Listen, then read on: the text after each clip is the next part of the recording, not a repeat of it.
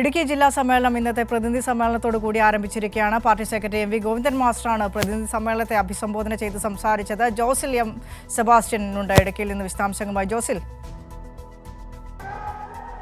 Vineesha, CPIM-ന്റെ 24ാം party കോൺഗ്രസിന് മുന്നോടിയായുള്ള ഇടുക്കി ജില്ലാ സമ്മേളനത്തിന്റെ പ്രതിനിധി സമ്മേളനത്തിന്റെ ഒന്നാം ദിവസത്തെ നടപടികൾ പൂർത്തീകരിച്ചിരിക്കുകയാണ്.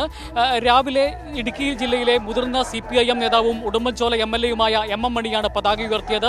പതാക ഉയർത്തലിനും പുഷ്പാർച്ചനയ്ക്കും ശേഷം പ്രതിനിധി സമ്മേളനം ആരംഭിച്ചു. പ്രതിനിധി സമ്മേളനം CPIM-ന്റെ സംസ്ഥാന സെക്രട്ടറി എം വി ഗോവിന്ദൻ മാസ്റ്ററാണ് ഉദ്ഘാടനം ചെയ്തത്. ഉദ്ഘാടന പ്രസംഗത്തിൽ കേരളത്തിൽ അതിദരിദ്രരില്ലാത്ത സംസ്ഥാനമാക്കി ഈ നവംബർ 1-ാം തീയതിയോടുകൂടി കേരളത്തെ മാറ്റി തീർക്കുമെന്നും 20 ലക്ഷം തൊഴിൽ അവസരങ്ങൾ യുവാക്കൾക്ക് നൽകുന്നതിനു വേണ്ടി ഈ സർക്കാരിന്റെ കാലാവധിക്കുള്ളിൽ തന്നെ പ്രതിജ്ഞാബദ്ധമാണെന്നും CPIM-ന്റെ സംസ്ഥാന secretary M V Govindan master പറഞ്ഞു. അതിനുശേഷം പ്രതിനിധികൾ മാത്രമുള്ള സമ്മേളനത്തിലേക്ക് കടന്നു. അവിടെ സംഘടനാ report M V Govindan master അവതരിപ്പിച്ചു. പ്രവർത്തന റിപ്പോർട്ട് CPIM-ന്റെ ഇടുക്കി ജില്ലാ സെക്രട്ടറി CV വർഗീസ് അവതരിപ്പിച്ചു. അതിനുശേഷം ഗ്രൂപ്പ് ചർച്ചയും പൊതുചർച്ചയുമാണ് നടക്കുന്നത്. നാളെയും പൊതുചർച്ച തുടരും.